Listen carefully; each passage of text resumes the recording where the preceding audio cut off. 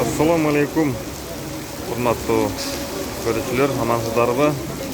Бүгүн көптөн күткөн аба ырайы келди окшойт.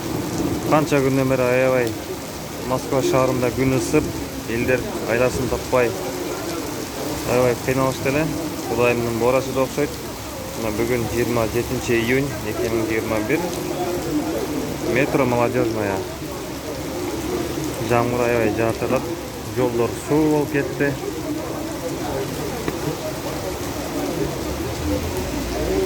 Азыр биз сиздерге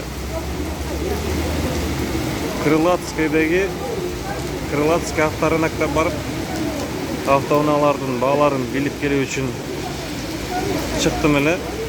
Бирок тилекке каршы жамгыр жаап жүрдү. Азыр 1 сааттан кийин ачылат дейт, Кудай буйрса. Интернеттен карасак, ошондо көргөлүп атат. Бирок барып ошол жерден автоунаалардын бааларын билип берүүгө аракет кылабыз. Андыктан биз менен болуңуздар.